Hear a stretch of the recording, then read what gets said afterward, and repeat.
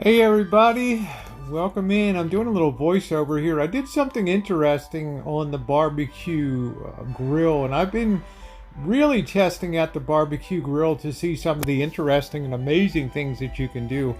I've made a loaf of artisan bread, a several pizzas that turned out fantastic, as well as, believe it or not, a coconut layer cake. It was fantastic. So I've been impressed at the things that you can do on a simple barbecue grill. And one of the things I'm doing here is deciding to do a biscuits, make buttermilk biscuits. I had some buttermilk left over from the coconut cake recipe, and I'm using about a half a cup of Crisco vegetable shortening. And I like to use shortening because shortening, I think, makes a better product, and it's a shame what the butter industry did, the dairy industry did to shortening, because shortening has less of the saturated fats and cholesterol that butter has.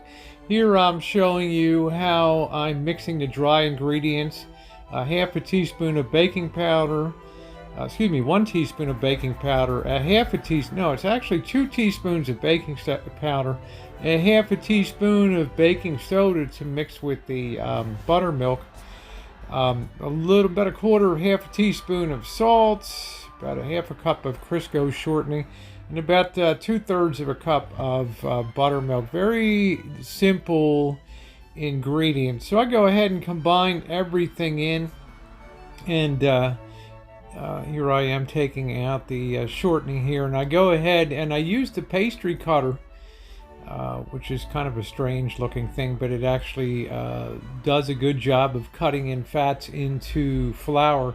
I know you can use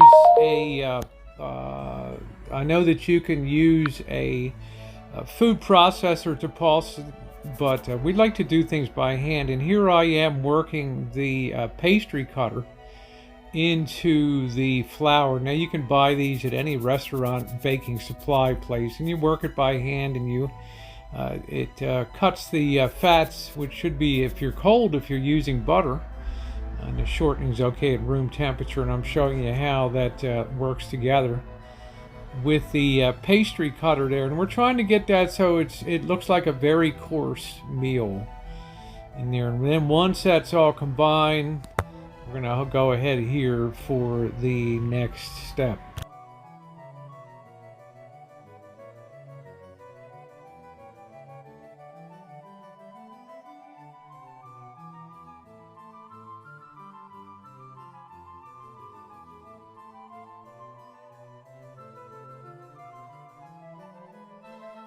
Now after I've combined buttermilk, I've created a little well in the center of the flour, baking powder, baking soda, and salt mixture that was well combined with the with all of the fats cut in.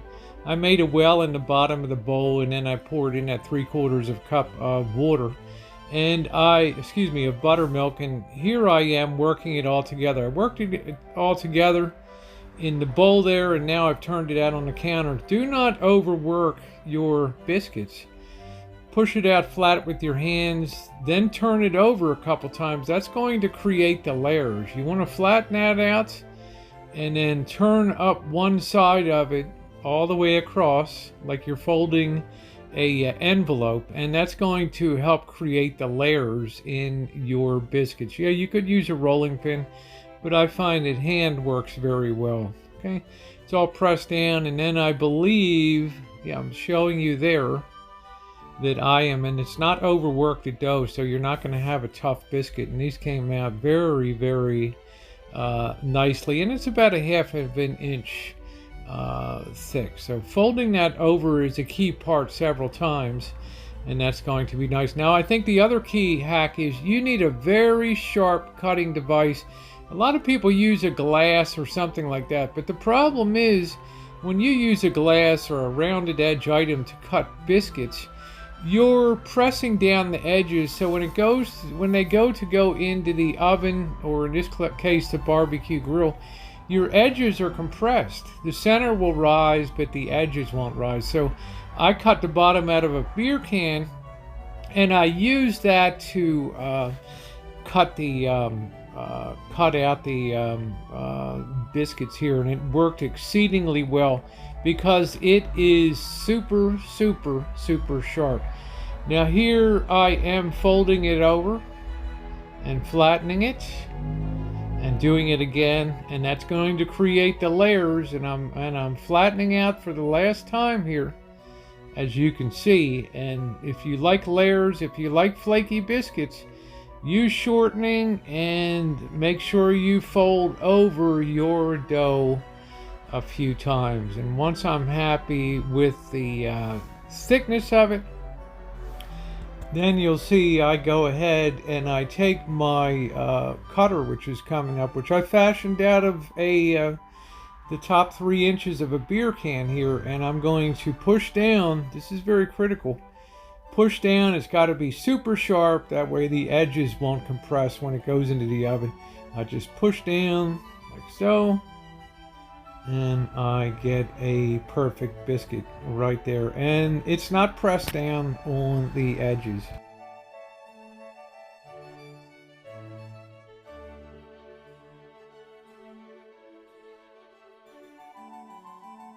Then once I've got all the biscuits on the tray, I put it in my barbecue. I adjusted the heat so it's about 350 to 375 degrees, and it worked exceedingly well. I popped these in. I preheated that. I also use a baking stone on top of the grill surface, and I think that's very important. You cannot put this directly on the grill surface.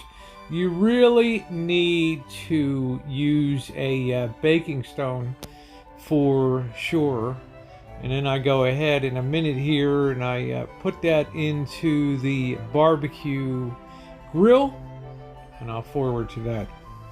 Now I brush these with a little bit of buttermilk on top of them to help browning a little bit. Here I'm doing a heat adjustment on the barbecue grill, and I think coming up here, yeah, there they are, ready to go in. I brush them, and I ended up baking these for about 20 minutes. So let's fast forward to the end result.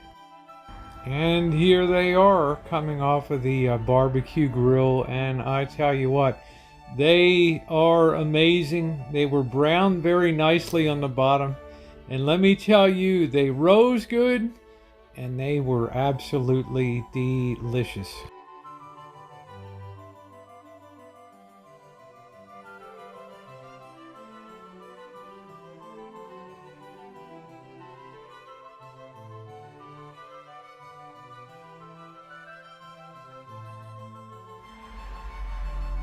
There they are. Perfectly flaky. Nice uniform rise, no press down sides, and when you split them open, they were super tender, and they tasted great. Okay, you can make biscuits on a barbecue grill. There's the proof. Thanks for watching, everybody, and thumbs up are appreciated.